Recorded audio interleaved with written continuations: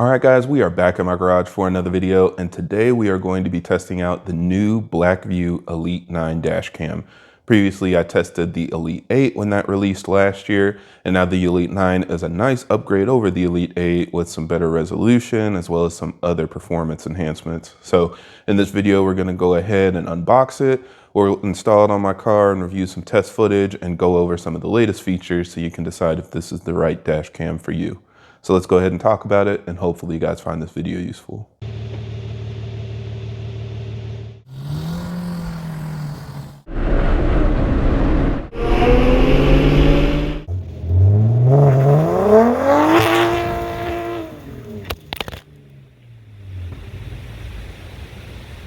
Now, as always with these product reviews, I like to extend a discount to you guys. And as most of you know, Blackvue has been a long-time supporter of the channel. So you guys can use my coupon code KERN417 for 10% off anything on the website. That includes the Elite 9 dash cam, as well as other accessories like the B130X battery pack, any installation kits or other upgrades that you wish to install with your dash cam. So definitely check out the link in the video description. Keep in mind that is an affiliate link, so it does help support the channel. And thank you guys for watching this review. So let's go ahead and unbox it and see what comes with the dash cam. All right, so here it is, the Elite 9. And like I said before, this is the new flagship dash cam from Blackvue. There is an Elite 10 coming, but that is going to be different from this one because it won't have rear HDR, even though it's supposed to have 4K front and 4K rear. So we'll get a chance to test that in the future, but for now, this is pretty much the best that you can get, being 4K front, 2K rear, and as you see, HDR on both cameras. Now, this one also did come with a couple accessories from Blackvue, so big thank you to them for sending this out. But the first thing we have is the CPL filter. So for those that don't know, CPL filters are designed to reduce glare on the camera, so it makes a much clearer picture during the day, but it can potentially hurt your nighttime visibility and clarity. So just keep that in mind depending on how you drive. If you drive mostly during the day, not really a concern, definitely slap this on. But if you drive a lot at night, then this might not be the best option for you, or at least you might want to remove it before you do a lot of nighttime driving. Then we've also got the hardwire kit, and this is where, we're kind of adopting, I guess, that iPhone kind of style of packaging this stuff together, because as we've mentioned in the past, the Blackvues don't always come with a hardwire kit anymore. So if you get this separately, then this will allow you to hardwire it to the car. Otherwise, it does have stuff inside to use with, your cigarette lighter. So I will be hardwiring mine just because that's how I like to do it. But let's go ahead and take a look at the main piece. So again, Elite 9 dash cam. This is the new flagship 2-channel, films in the front and the rear, as you can see with the 2 cameras on this picture. So we'll open it up. Oh, and a nice new color. This packaging is so much better than it used to be from Blackvue, so I really appreciate that. And then here we've got the 2 cameras. So this is the rear camera that would point out your rear glass, and then this is the front camera that points out of your front glass. And as you can see, very nice quality, same kind of familiar form factor that we're used to with Blackvue. So nothing really too surprising here, but it does still look good. Now, on this camera, like I said, the front is going to film in 4K. It can film at a max of 30 frames per second. The rear is 2K and can film up to 30 frames per second. They both have Starvis 2 sensors, both have HDR, but they do have a new processor that just allows them to film a lot better. So that's what's going to help you get the better clarity, even though it still has the same lens that we were using in the 970X. So pretty excited to test that out. Now, of course, there are a lot of other accessories that you can get with this. I didn't get everything. You can also get, the parking mode batteries. So I have the B130X in my car that allows me to keep it in parking mode for much longer. You can also get the LTE module for connectivity if you want to use that. And it also has the tamper-proof case. So it completely blocks this off with a screw that needs to be removed in order to access any of this. So if you want to prevent somebody from being able just to unplug your cameras, especially if maybe you're dropping it off at a mechanic or you're letting a valet use it or something like that, the tamper-proof case will help make it a little more secure. so people can't just disconnect it. And actually, I think I was mistaken. If we lift this up, this one does have a hardwire kit, so that's nice. So you can actually hardwire it. I think this hardwire kit is just additional. We'll take a look to see what extra features are possible with this one, but it also came with an extra hardwire kit as well, probably for the advanced features. But yeah, bunch of stuff inside for installation, hardwire kit, cable for the cameras. Now you've also got the plug that goes to your cigarette lighter. So yeah, definitely should be convenient using these smaller, thinner cables that just make it easier to install and use. Now, as always, one other thing I want to do is compare this to my other dash cam. So here we've got the Elite 9, and this is the Elite 8. So you can kind of see Elite 9 on top, Elite 8 on bottom. Main difference, of course, is 4K on the Elite 9 versus 2K on the Elite 8. On the side, we've got the same touch sensor so that you can save videos. On this side, we've got pretty much everything the same. The power button instead of the format button, I think, is much more convenient. And then everything else for connecting the camera as you need to. And then on the back, you can see a pretty stark difference. So the Elite 8 has the silver bezel on the lights and everything, versus the Elite 9 has this kind of bronze bezel. So that'll make it pretty obvious which one is which if you're just looking at it in pictures. So yeah, and then of course they use the same style mount. But overall, pretty much the same form factor. Again, something you're very familiar with if you've had a Blackvue camera. Even here, I've got my 970X, and you can see they're both 4K. They've both got the bronze bezel on the actual camera. And then on the back, they've both got the bronze bezel as well. So this is definitely kind of like their design language for the higher echelon 4K cameras, but overall, pretty much what we're familiar with. So can't wait to try this out and see what kind of videos we can get. Actually, one thing I did forget to touch on, I normally don't harp too much on the rear cameras since these aren't as much of a talking point, but these are different. If you have a 970X, you can see the new cameras have a bigger rear camera, so you won't be able to slide your new camera into the old camera's mount. It's not going to fit because it's so much smaller. If I pull this out, you can see it's not going to actually stay put. So if you're upgrading from like a 970X, you will have a little bit of hardware to swap over. But if you're going from like an Elite 8, then it should be pretty straightforward. Go back in there. There we go. Yeah, so Elite 8, Elite 9, they use this bigger rear cam, but if you've got like a 970X or older, just keep in mind it'll require a different mount. So I've been testing the dash cam for a couple days now, and I can say that the quality is as impressive as you expect. With a 4K front video, we're getting the image that we expect. It just looks really nice and crystal clear. When you're driving around, there's no crazy blur or anything, and you still have a pretty easy time being able to read license plates, which again, in a worst case scenario, that's exactly what you would want, to be able to identify a vehicle if you were in an accident.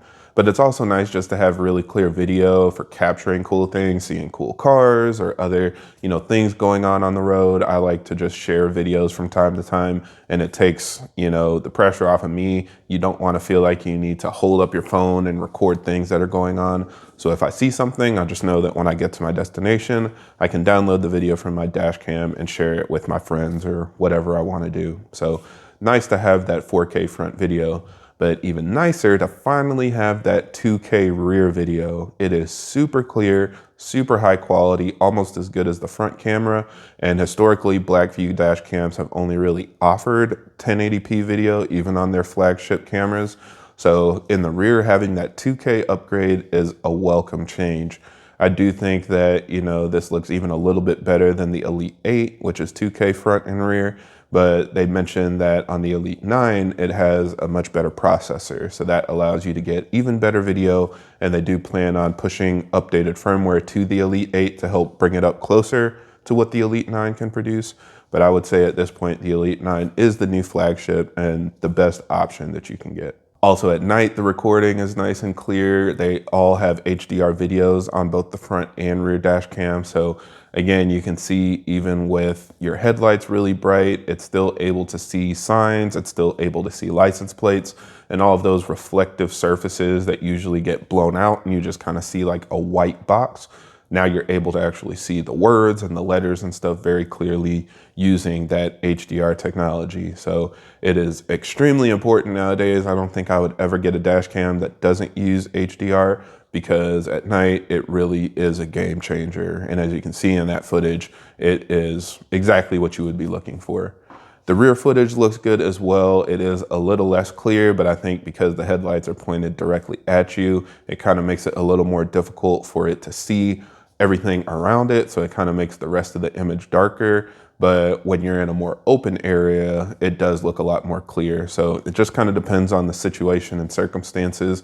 Depending on where you are, you may or may not even require your cars to have a front license plate anyway. So it maybe is a little less useful in the rear, but it still does give you a nice clear image when the conditions allow. So as I mentioned, the Elite 9 comes with some major enhancements over the older flagship dash cams. The big one, of course, is the low power parking mode. And what this does is it allows the car to draw less than 1 milliamp while you're letting the car sit parked, so that it reduces the battery draw and allows it to record in parking mode for a much longer time.